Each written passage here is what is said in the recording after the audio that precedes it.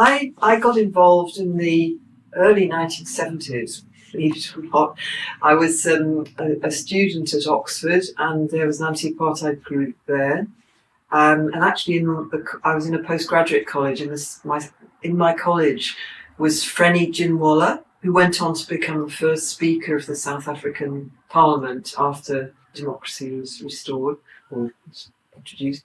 And I met her, and it was really through meeting individuals that I got sort of inspired and motivated, and the role that Britain was playing in South Africa in propping up the system, which immediately suggested, well, what we can do as British people is to change the policies of our country, and that will support the struggle there, which is very much what the anti-apartheid movement was doing. So I always saw the priorities for people in Britain as being to change the policies of our government as a form of solidarity. The boycott was a very important campaign because it gave everybody could boycott. Every single person goes to a supermarket. Goes to a supermarket or goes to a shop, and you can take that decision not to buy South African goods, which were ubiquitous, especially the fruit. And so it's something it's very accessible for anyone to support. If you're thinking about, boycotting arms, that's not something that, that people are involved in, but buying oranges and apples and pears and so on, we can all do that. So it was a very, very accessible campaign and very easy to get across on the high street.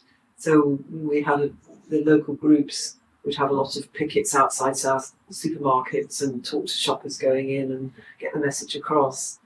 So I think it was a very, very, very important and valuable campaign to get people involved. Strikes going on in Durban in South Africa. And I had friends at Ruskin College, which is the trade union college, and they got very involved in solidarity action with the strikers and organised public meetings and so on. So that happened.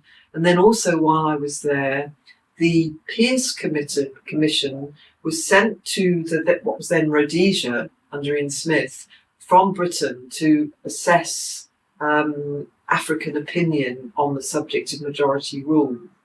And the leader of the nationalist movement in Rhodesia at the time, Bishop Mazarewa, came to Oxford he came to the UK on a speaking tour, and I went to hear him speak and got to sort of learn about the struggle in Zimbabwe as it then later became. So I always was very interested in Zimbabwe, and that became like my country I was most interested in the region.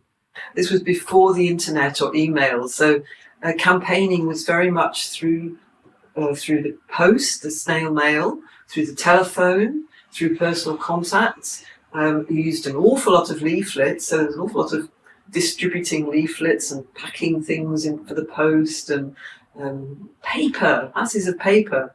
It's all so different now because so much is on the internet.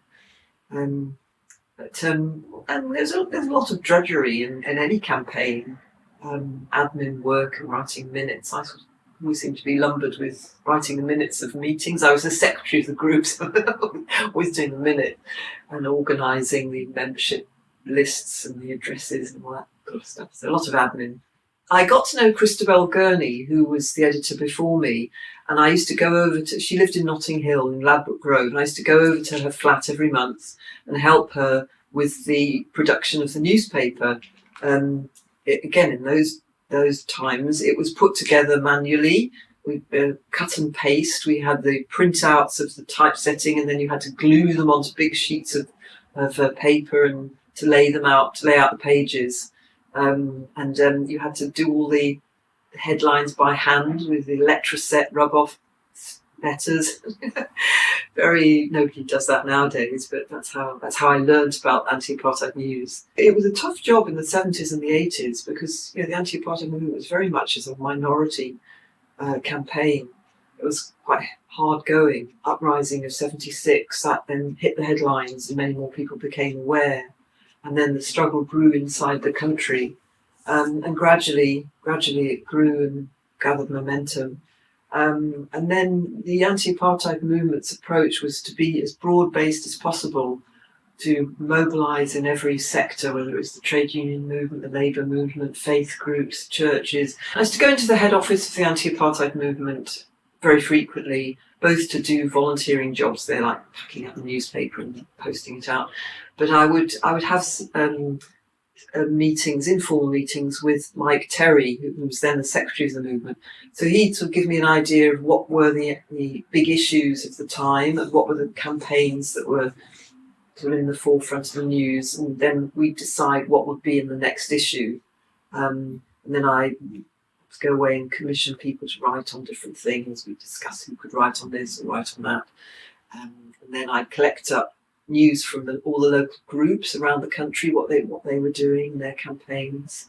We might do an interview, so I might go and interview somebody who was visiting from the region. Very optimistic time, the 70s and 80s. Although things were very tough in South Africa, there wasn't the widespread support that came at the end of the in the 90s. In the 80s for the struggle into the 90s. It was a time when we just sort of believed the struggle must come right. There was a lot of optimism and hope.